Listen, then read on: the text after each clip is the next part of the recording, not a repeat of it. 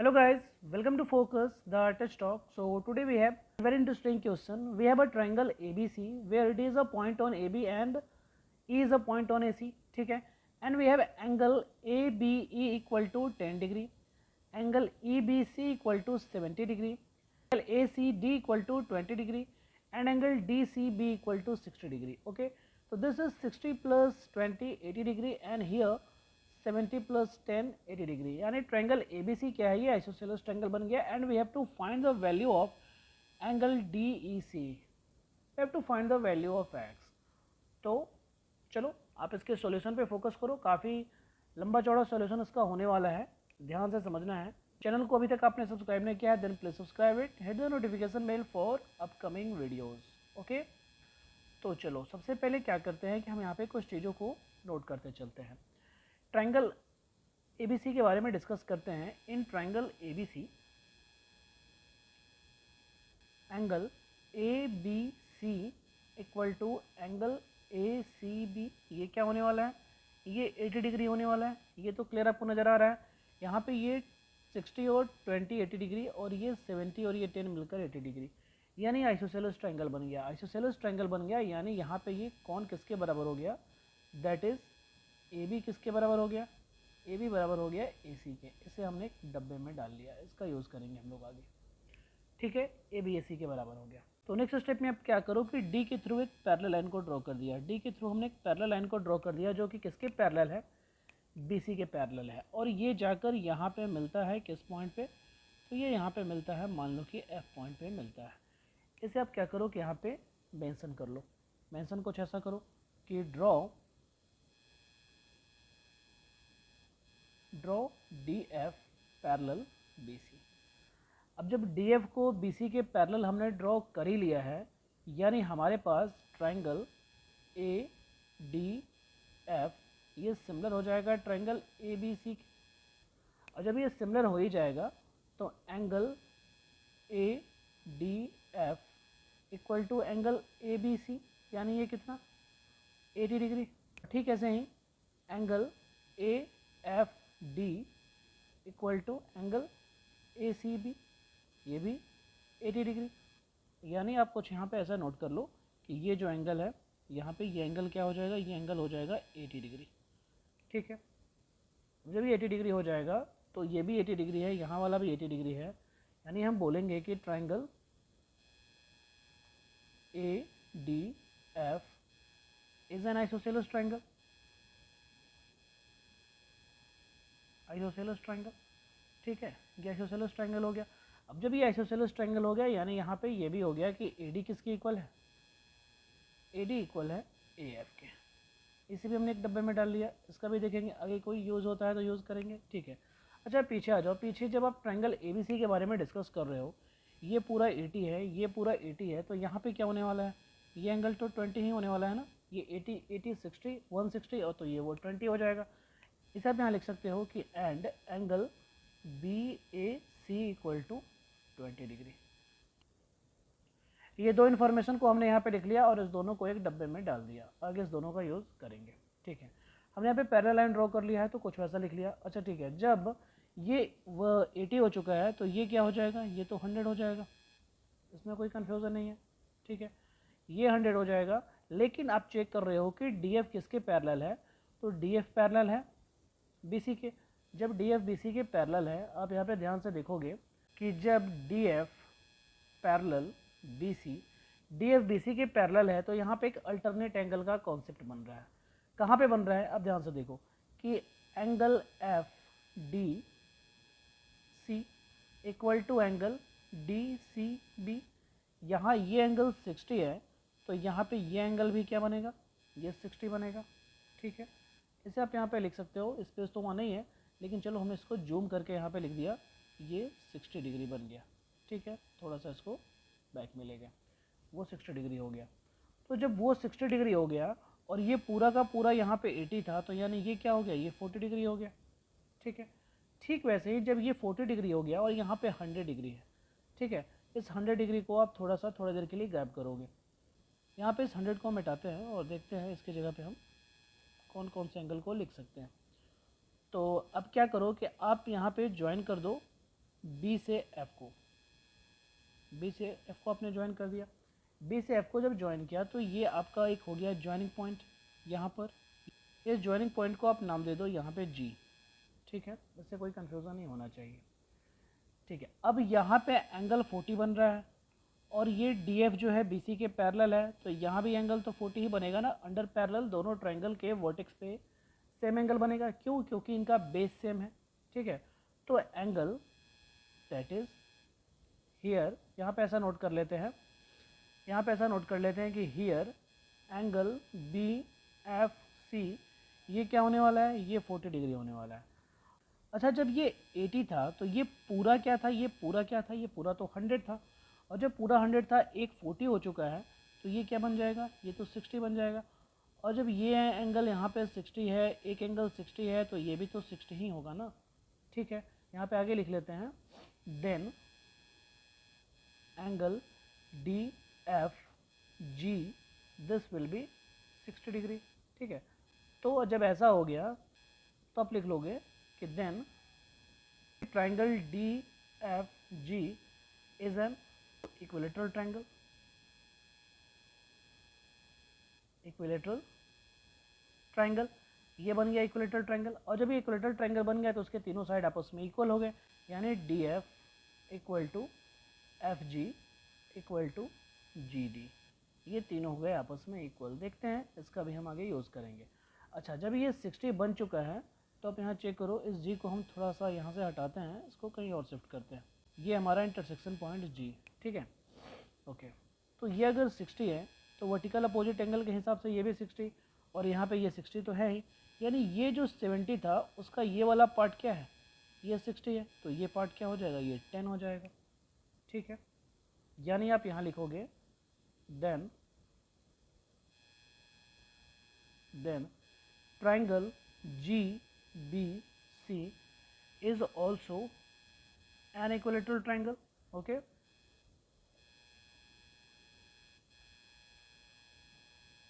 Equilateral triangle, ये भी equilateral triangle हो गया। और जब ये इक्विलेटरल ट्राइंगल हो गया तो इसके भी साइड्स इक्वल हो गए। कौन कौन से साइड्स इक्वल हो गए, ये साइड्स हो गए G B equal to G C equal to B C, ये साइड्स आपस में इक्वल हो गए, ठीक है। अब एक लास्ट कंस्ट्रक्शन आपको कुछ ऐसा करना है कि ए से जी को आपस में ज्वाइन कर लेना है, लेकिन उसके पहले क्या है कि उसके पहले आपको ट्रायंगल ए बी एफ पे ध्यान देना है। इस पूरे फिगर में आप ए बी एफ पे ध्यान दोगे। अब क्या लिखोगे कि in triangle A B F, in triangle A B F, तो ए बी एफ में एंगल ए क्या है 20 डिग्री, और इसी ए बी एफ में एंगल बी क्या है 20 डिग्री, ये दोनों 20-20 है, यानी ये क्या बनने वाला है, triangle A B F is an isosceles triangle, ठीक है, आइसोसेलेस ट्रायंगल। तो जब ये आइसोसेलेस ट्रायंगल बनने वाला है तो इसके भी अपोजिट साइड्स इक्वल हो जाएंगे, सेम एंगल के जो अपोजिट साइड्स हैं, यानी इसका अपोजिट साइड्स क्या क्या है, तो ये हो जाएगा बी एफ किसके इक्वल हो जाएगा, ए एफ के, ठीक है, ये बी एफ ए एफ के इक्वल हो जाएगा। फिगर में देखोगे तो आपको नजर आएगा, ठीक है। फिर आपको फोकस करना है ट्रायंगल बी ई सी पे, ट्रायंगल बी ई सी पे, ओके। इन ट्रायंगल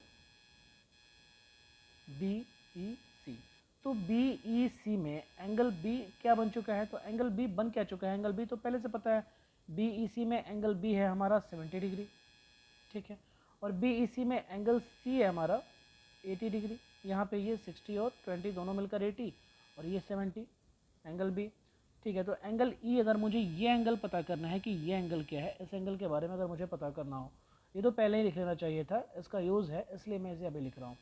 तो इसे आप यहाँ पे एंगल बी ई सी, जिसे आप क्या लिखोगे 180 माइनस 70 प्लस 80, ठीक है। तो ये सब मिलकर क्या आएगा, ये 30 डिग्री, यानी ये यहाँ पे आने वाला है 30 डिग्री। तो अगर हम डिस्कस करें कि एंगल डी ई एफ ये क्या होने वाला है, तो एक एंगल तो यहाँ पे x दिया गया है और ये 30, यानी ये टोटल होने वाला है x प्लस 30 डिग्री एक साथ, ठीक है। चलो अब हम आते हैं, जो मैंने बोला था कि एक फाइनल कंस्ट्रक्शन करते हैं, तो फाइनल कंस्ट्रक्शन जैसे ही किया जाएगा उसके बाद सारा चीज़ अपने आप क्लियर हो जाएगा। फाइनल कंस्ट्रक्शन आप ये करो कि ए से जी को आपस में आप ज्वाइन कर दो, तो ए और जी को आपस में हम ऐसे ज्वाइन करते हैं, ए और जी को हमने आपस में यहाँ पे ज्वाइन कर लिया, ठीक है। जब ए और जी को आपस में ज्वाइन किया तो आपको फोकस करना है ट्रायंगल ए बी जी पे, ठीक है। आप यहाँ ये लिख लो, in triangle A B G and triangle A C G. अब ए बी जी और ए सी जी में आप फोकस करोगे तो ए बी किसके इक्वल है, ए सी के इक्वल है। अरे ये तो पहले लिखा था ना, ए बी इक्वल टू ए सी, ठीक है। फिर उसके बाद आ जाओ आप, फिर उसके बाद आप यहाँ पे ये लिखो कि बी जी किसके इक्वल है, बी जी इक्वल है जी सी के। ये भी तो कुछ देर पहले लिखा था, बी जी जी सी के इक्वल, यहाँ पे लिखा था आपने, ये यहाँ पे बी जी, ये बी जी किसके इक्वल, तो जी सी के इक्वल, ठीक है। चलो, और उसके बाद ए जी साइड तो कॉमन है, ए जी इक्वल टू ए जी। तो जब ये कॉमन है तो ये साइड साइड साइड कनकरेंसी के थ्रू आपस में कनकरेंस नहीं हो गया, तो triangle A B G concurrent triangle A C G. ये कनकरेंट हमने क्यों किया, क्योंकि हमको ये दिखाना है कि ए जी जो है वो एंगल बाइसेक्टर है। तो जब ये कनकरेंट हो गया तो angle B A G equal to angle C A G, ये सब हो गया 10 डिग्री। मतलब ये जो टोटल 20 था तो ये पार्ट हो गया 10 डिग्री और ये पार्ट भी हो गया 10 डिग्री, ठीक है। बस ये 10 डिग्री हमें दिखाना है। अब उसके बाद हम एक फाइनल स्टेप लेते हैं। आपको लग रहा होगा कितना लंबा चौड़ा ये जा रहा है, तो ऐसा कुछ नहीं है। तो ये क्वेश्चन जो है वर्ल्ड के कॉम्प्लिकेटेड ज्योमेट्री प्रॉब्लम का एक प्रॉब्लम है। मतलब ऐसा नहीं है कि ये नहीं बनने वाला है, इजी है, 9th 10th बेस का ही है। हार्डेस्ट ज्योमेट्री प्रॉब्लम के बीच में अपना ये प्लेस रखता है। अच्छा, फाइनल स्टेप में आपको क्या करना है, कन्करेंसी एस्टेब्लिश करना है in triangle A B G and triangle A B E. ये दोनों ट्रायंगल आप फिगर पे देखोगे तो अच्छे तरीके से दिखेगा। तो इस दोनों ट्रायंगल में, ट्रायंगल ए बी जी में एंगल ए बी जी कितना है, 20 डिग्री है। और यही ट्रायंगल ए बी ई में एंगल बी ए ई कितना है, 20 डिग्री। तो ये दोनों तो 20 डिग्री है, ठीक है। फिर ट्रायंगल ए बी जी में आप आ जाओ, तो ट्रायंगल ए बी जी में आप लिखोगे कि एंगल बी ए जी ये कितना है, ये तो यहाँ पे 10 डिग्री है ना, बी ए जी 10 डिग्री है। और ठीक वही ट्रायंगल ए बी ई में आओगे तो ये एंगल ए बी ई ये कितना है, ये है 10 डिग्री। और इसमें एक साइड कॉमन भी है, कॉमन साइड क्या है, कॉमन साइड है A B equal to A B. तो ये क्या हो गया, ये हो गया by angle side angle congruency, ये ट्रायंगल हो गया congruent. Triangle A B G congruent triangle A B E. अब ये कन्गरेंट हमने क्यों किया, क्योंकि कन्गरेंट करने से हमें मिला क्या, by C P C T. तो by C P C T हम यहाँ पे क्या लिख सकते हैं, ये हमारा हो जाएगा बी जी किसके इक्वल हो जाएगा, बी जी हो जाएगा ए ई के इक्वल, ठीक है। और लेकिन हमें ये पता है, पहले से हमें ये पता है, पहले से हमें ये पता है कि बी एफ ये किसके इक्वल है, ये ए एफ के इक्वल है। अरे क्यों पता है, क्योंकि ए बी एफ ट्रायंगल तो आइसोसेलेस ट्रायंगल है ना। क्यों, क्योंकि यहाँ पे ये 20 है, ये भी 20 है, ये हमने मेंशन किया है पहले। आप यहाँ चेक करोगे कि आइसोसेलेस ट्रायंगल है, इससे हमने यहाँ पे मेंशन किया था ये, ठीक है। तो जब B F equal to A F है और इसी बी एफ का पार्ट बी जी है, इसी पूरे बी एफ का पार्ट यहाँ तक बी जी है और यही ए एफ का पार्ट ए ही है, तो इस तरीके से हम ऐसा बोल सकते हैं कि देन ये एफ जी इक्वल टू किसके इक्वल हो जाएगा, ये ई एफ के इक्वल हो जाएगा, ठीक है। और ये एफ जी जब ई एफ के इक्वल हो जाएगा तो अब ध्यान दो, अब सब चीज़ बन चुका है। आपने कुछ देर पहले ही दिखाया है कि ये जो ट्रायंगल है, ये जो जहाँ पे मैंने अभी मार्किंग किया जी एफ डी ट्रायंगल है, आपने यहाँ पे नोट किया था ट्रायंगल है जिसके तीनों साइड्स आपस में इक्वल है। ये कुछ ऐसा, ये तीनों साइड्स आपस में इक्वल है।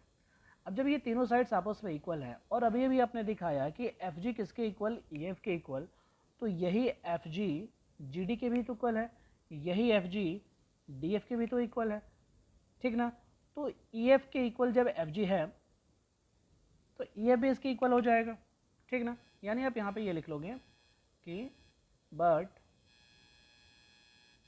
एफ जी किसके इक्वल है, एफ जी इक्वल है एफ डी के, यानी यहाँ पे हो जाएगा then F D equal to E F.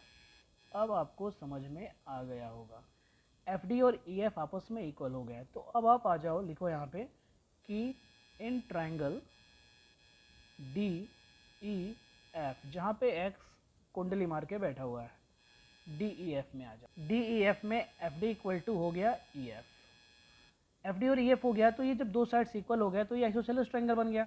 तो आइसोसेलेस ट्रायंगल बन गया तो इसके दो एंगल्स तो इक्वल हो गए ना, तो कौन कौन से एंगल इक्वल हो गए?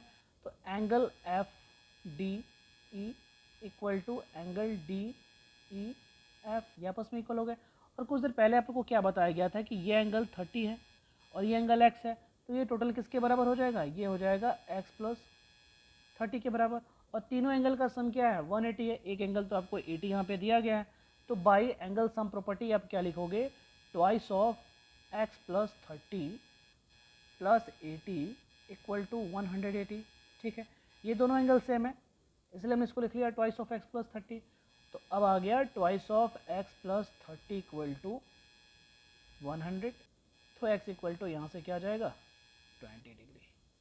ठीक है, ये आपका फाइनल आंसर है इस क्वेश्चन के लिए। वीडियो को अगर आपने पूरा देखा तो आपने समझा होगा इससे। कुछ कॉम्प्लिकेटेड अगर कहीं कुछ नज़र आ रहा है then you have to ask. Video अच्छा लगा हो तो इसे लाइक करें, शेयर करें, चैनल को सब्सक्राइब करें। कोई कन्फ्यूज़न हो तो कमेंट ज़रूर करें। मिलते हैं अगले वीडियो में। Thank you.